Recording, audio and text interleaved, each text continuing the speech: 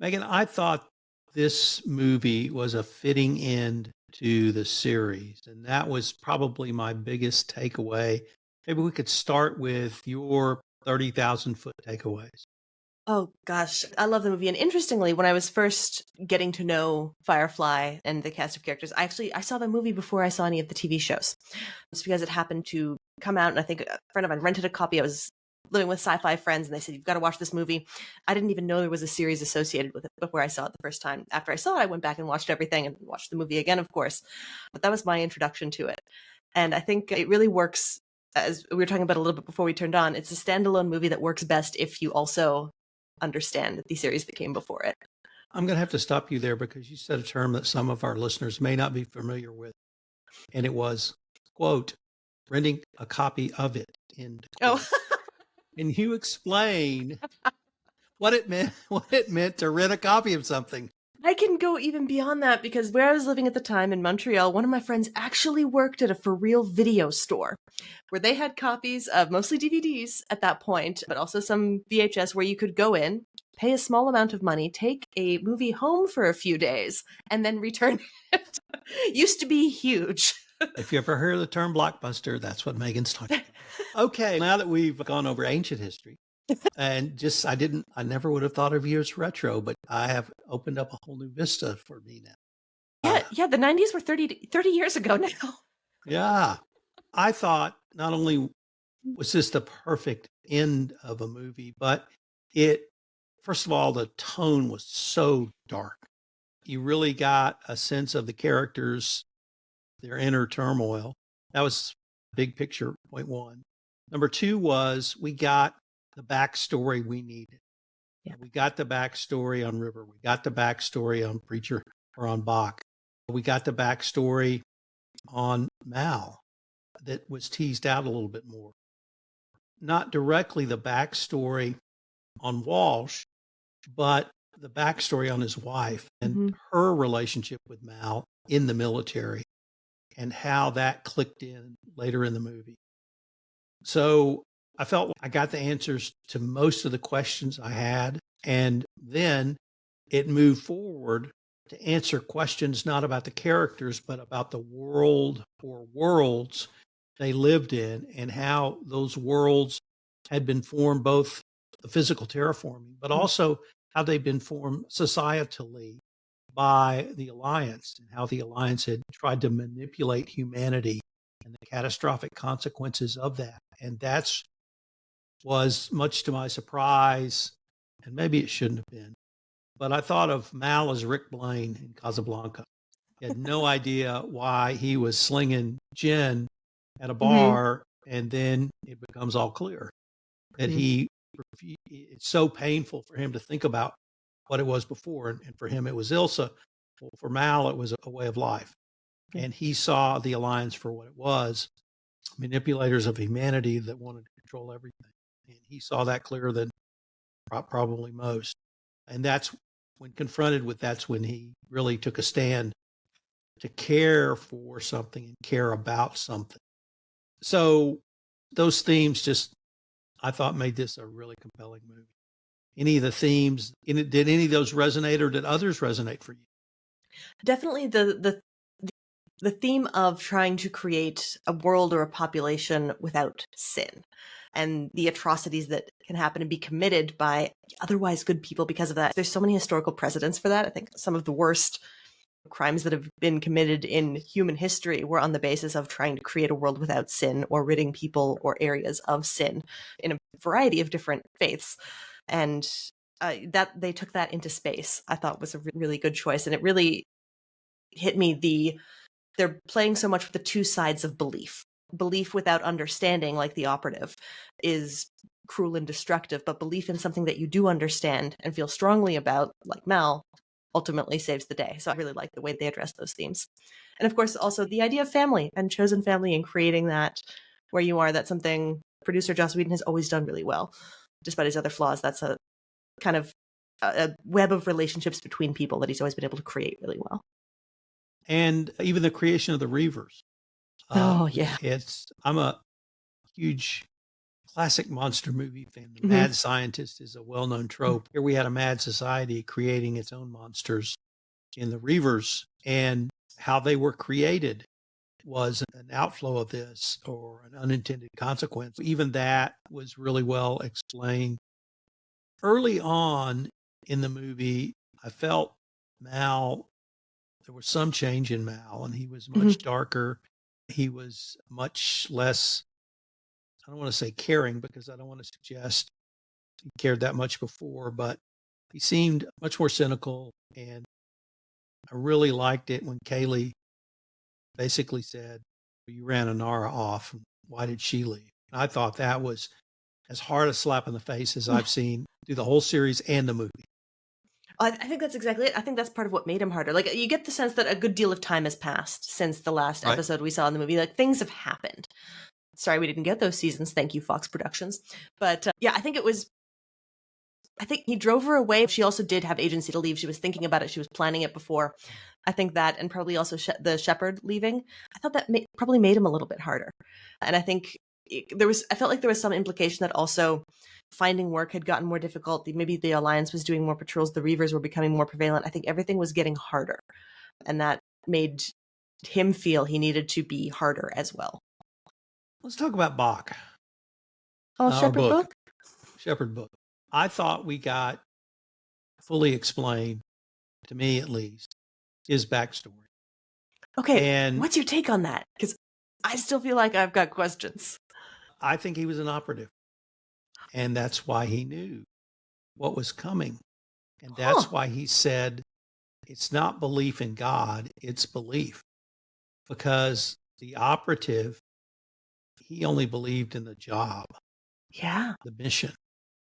And he didn't believe in the underlying theology or the underlying racial or societal theory Yeah. or the alliance as the good guys or no sin. He was just there to execute. That's all he believed in. I'm not sure you can call that a belief. You're just blindly following orders. He did say several times, though, he wanted to create a world without sin. He believed it without, I think, understanding what that meant practically. Other than himself, his willingness to kill children or murder whole families. But that's a great point about Book. I think you're totally right. I think Book must have done exactly those things and then needed something else to believe in. When I guess he probably had an experience similar to the operative. Oh, I'm going to chew on that one. Thank you for that.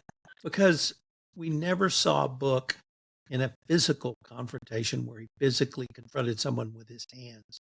The closest was Heart of Gold, where he organized a defense with the water can. He had a little scuffle in one other episode, I think, but it was minor and unwitnessed by any of the crew. Okay. But I thought he was very prescient. He said, this is what they've done, and this is what they're going to do. Actually, with the operative, I felt like he had some type of code because he didn't kill the scientist's female assistant. And I thought, at first I thought his code prevents him from killing women. And then I thought maybe he needed something from her. And that's why he let her live. He needed someone to do all that file work. Yeah. And he needed someone to find those embed codes they had to activate the sleepers, which made me wonder, were there others out there? Or was that code unique to her? And if he knew to do that, surely the scientists knew to do that, but they chose not to. So I really wondered about that because that's how they found them, because they activated her, and in the ensuing carnage, they were able to track from there. It wasn't until she got activated that the operative and his team really got on on their trail as well. Have you seen Oppenheimer yet? Not yet. Not yet. Okay, so there's no spoilers in this, but one of the things they discuss is the, I guess, fairly common phenomenon of a scientist just believing in the science and being so captivated by the problem and the issue and finding a solution that they don't necessarily think they can't imagine themselves doing anything terrible with it. It's just the pursuit of knowledge. Maybe this scientist was kind of like that too, so siloed in the possibility of what was going on, being blinded to how it might be used externally. That fight scene was just stunning. And I want to bookend it, though, with the fight scene at the end with River and the Reavers. And I realized the greatest fight scenes I've ever seen. Obviously, they're choreographed, but they're dances. Always. And when you can put a dancer in a fight scene, there's one Baryshnikov movie where he does a fight scene, and it's just obviously him dancing. Gorgeous.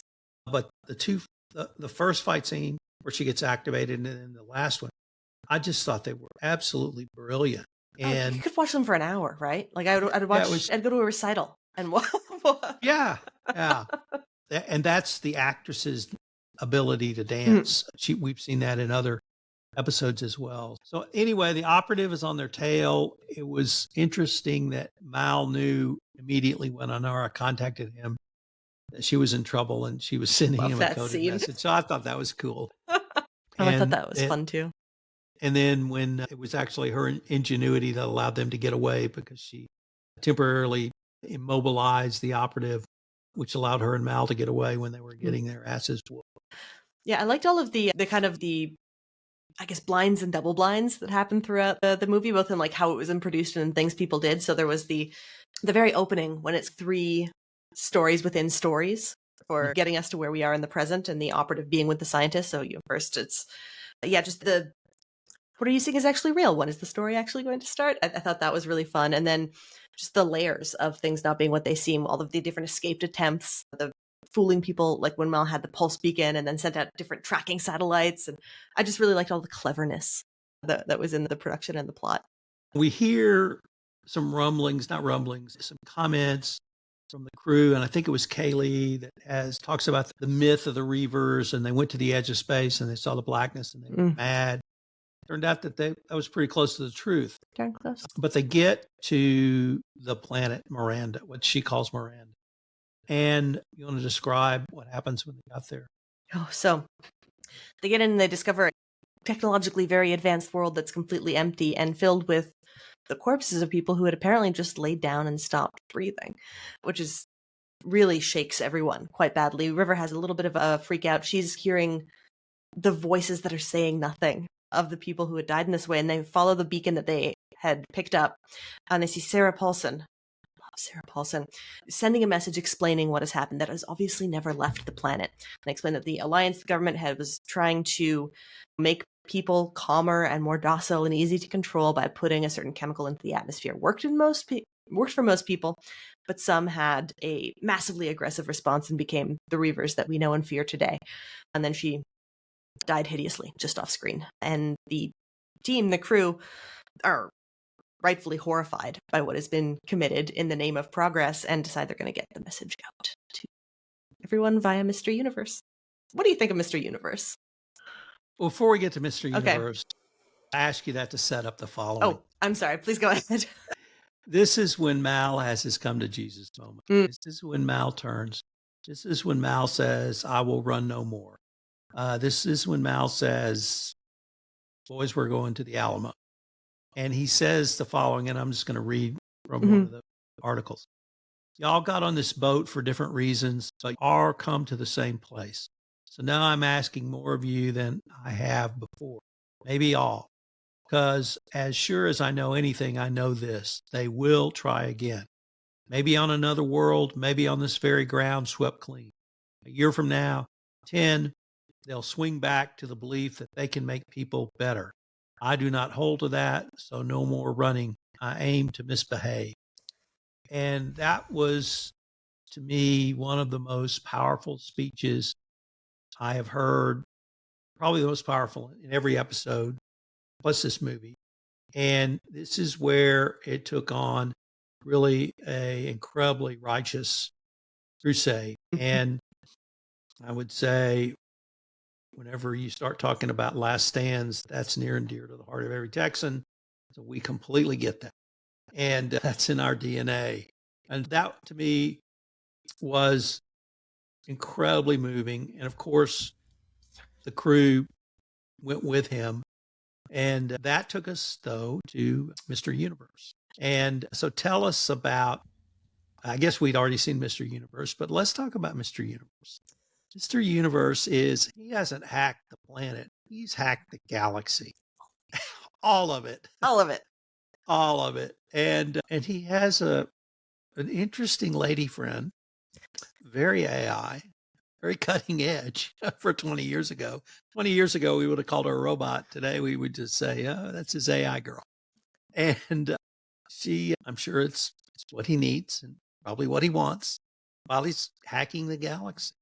So what were your thoughts on Mr. Universe? Oh, I loved him too. I'm a sucker for the adorkable character in pretty much every instance, and he was that exactly. The tech savant. He's a believer too. He has his belief in the truth and in the importance of disseminating the truth.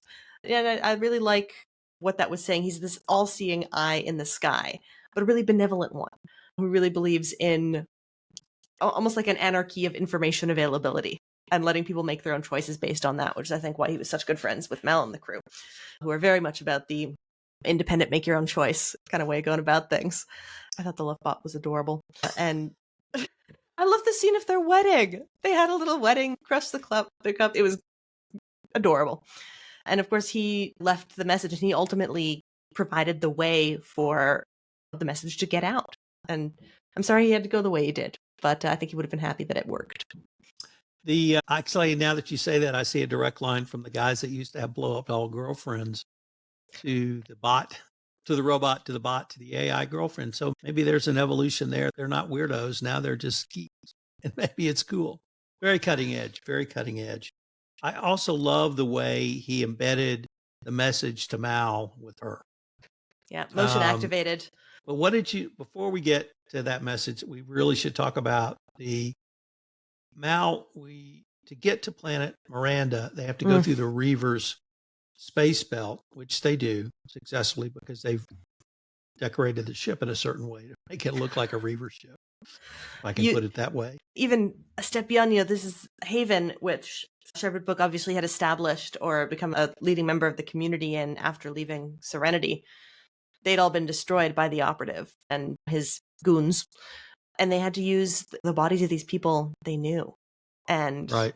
And just what a horrifying thing to do. I think it was Kaylee again. She's always the heart of everything, right? But she's, this is our home. These were our friends. This is an abomination. And yeah, Mel kind of really put his foot down there. He wasn't at this point asking of them to help. He was saying, no, this is what I'm doing and you're going to stay here or you're going to help. I thought that was interesting. And just another demonstration of the cruelty of the Operative and the people he was working with to not only destroy Shepherd Book and Haven, but all of the other people who had been their friends across the moons and the planets. Just what horror. Right. But how could you have designed or thought of anything that would make Malcolm Reynolds need to know why more than that? I don't think so. Probably not. Although I have to say, in the alleged abomination, two thoughts. First of all, kill them all and let God sort it out. Number one. Number two, the dead are dead. They can't be more dead. So let's use them as best we can if we're amongst the living. The dead can get you out of a lot of scrapes. And that comes from the first Clint Eastwood movie, Fistful of Dollars. A little different twist there. But I think there's a lot of belief systems that what happens to your body after you pass matters a little bit. So we get to this incredible scene where they're going back out through the Reaver space field. I think of those... We missed... No, we didn't. Back out to the Reaver space field. Oh, yeah. We're going back out. Yeah, back out. Back from Miranda. Got it. Yeah, so we're leaving Miranda. The Serenity is trying to go to see Mr. Universe to communicate the message. And by now we know Mr. Universe is dead. The crew of the Serenity doesn't know that yet. They probably have a pretty decent idea. Probably. And which is why they took the step to attack one of the Reaver ships. So the entire Reaver fleet follows them out and comes upon the Operative and his troops. I don't want to say chaos ensues because that does not begin to explain the combat, the horror, the terror, Alliance troops trying to kill themselves to avoid being captured, what the Reavers do to them. And apparently at the end, we find out the Reavers lost, but that was, I thought, a brilliant ploy. And I had to watch the scene several times just to follow it. And they get down to, but the Serenity gets hit with an electromult. Go ahead. I wanted to touch on that a little bit more because this is, I think, a really interesting point of the Operative's development. Because this is if I'm counting right, this is the third time that Mal or the Serenity crew had outfoxed him. So the first was when they were picking up Inara and he had the pulse beacon with him. So that threat of, we're going to blow Serenity out of space, we've locked on your pulse beacon, it's right here. Okay, operative keeps his cool. Then there's maybe a more minor one of the flash bomb going off. He didn't expect that. They got away. Then they sent out those navigation satellites in 7 different directions, so they didn't know, the operative didn't know which way to follow him. He kept his cool through all of this. He was plainly frustrated, but then when the Reavers arrive, he loses it for the first time. And I think that's when it becomes personal. Oh, I forgot one? You forgot one, which was a 2-second scene where he says to the ship's captains, "What do you mean by lost?" Oh, yes. What do you mean by lost? That was because that's when they flew through the Reavers space field and went to the planet Miranda. They at least didn't go into the Reavers space field. They had that much respect for the Reavers. But yeah, you're right. That's when it became incredibly personal with the operative. He evacuates in a personal escape pod. They meet on the surface. Mal is able to defeat him in hand-to-hand combat and broadcast the message out. The ship gets back. Then Mal broadcasts the message. He does not kill the operative. He allows or forces the operative to watch the message. The operative is injured and Mal binds him to a railing. And the Serenity goes back to Persephone for repairs, and the operative shows up there. What did you think of that scene? I thought that was interesting. I think now that you've mentioned that Shepard book was possibly an operative in a past life, I think we got a little example of what that might have looked like when he had his, I won't call this a come to Jesus, maybe a return to earth moment. when someone basically becomes a person again instead of an operative. I thought it was interesting. He said, you're never going to see me again. There's nothing left to see. I thought that was really fascinating. I love that line because for me, it worked on multiple levels. One, I thought he doesn't have a purpose to exist anymore. Yeah, he's got no reason. He believes he won't be seen. Number two, that he still has the skills he had as an operative and he can disappear like the wind. And so Mal literally will never see him again because he will make sure he is somewhere hidden away. If he decides to continue living. If he decides, that's a very good point. Yeah, because I think he said himself at some point, I can't remember exactly when, but the world that he's working so hard to build, he has no expectation of seeing it. It's not made for people like him. People who do he's aware of the unconscionable violence he creates. And I thought that's a really interesting element to a character like this. Yeah. So when he said that, I agree that he understood that he was not going to cross the River Jordan and go to the Promised Land. But because exactly what you said, the second part of that for me was, if you live by the sword, you die by the sword. And if you want to look at people in gangs in Mexico or you name the country, they don't have long lifespans. And there's a reason for that. And if you choose to live in that kind of high risk life, you're going to end that kind of high risk life. But now we have to get to my favorite part, because once again, being a Texan, we have a last stand battle. Okay, but something really sad happens before the last stand battle. We got to talk about that. All right. Well, then you talk about it, because obviously you've been wanting to talk about it. Oh gosh, it's the Serenity has brought the Reavers into the Alliance fleet, have a very rough entry into the atmosphere to get onto the complex of Mr. Universe. And the Reavers, there are a couple of them in hot pursuit. Wash is a leaf on the wind and is calming himself with this lovely mantra and is struggling to get them down safe. Finally manages it. Very tense couple of minutes of flying, and then is stabbed through the heart by a Reaver harpoon, I guess is what it is. One of the media deaths I feel the hardest. I really Wash as a character. He brought a great balance to the crew. His relationship with Zoe. There are not a lot of happy marriages in TV, and I love that they were one of them. And my heart breaks for Zoe having to go to a battle immediately after that happening. And so anyway, I never get past that without tearing up. So thank you, Wash, for being there. And fun kind of outside fact, Alan Tudyk was not able to commit to a second sequel. So that is presumably why he was killed off. I also read that. That's a pretty harsh penalty you have to pay. Right. Oh, you can't be here on time? Give them immunity and send them to another planet to take care of it. Like, you have to. So we get to the planet, and they have to get Mal back to the equipment room.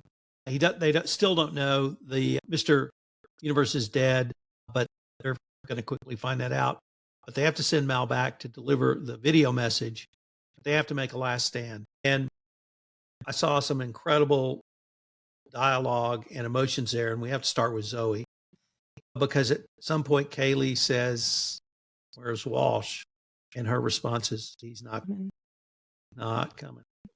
And you saw her completely go into military mode. She took orders from the captain. That's what she called him. And she ordered the rest of the troops, deployed them. And with no emotion, she said, "He's not coming."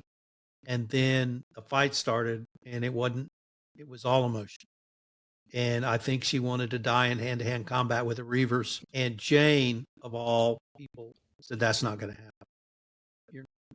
You're not dying on my watch." And I think it was Kaylee, but maybe it was the doctor who said something along the lines of, "Where are we going, or how are we going to get out?" And Zoe said, "We're not getting out." At that point, I thought everybody's going to get slaughtered, but Mal, that didn't turn out. So what did you think of that scene? I had really similar impressions of it. It's like when I don't have any military experience, but it seems to me, and from reading, you train so that when you can't feel, you still have something to do. And I don't know exactly how accurate that is to someone's lived experience, but she retreated into what she knew, which was training, and she couldn't process what had happened in a way that would be considered mentally healthy. Probably felt pretty good to kill a bunch of things. I imagine that was very helpful.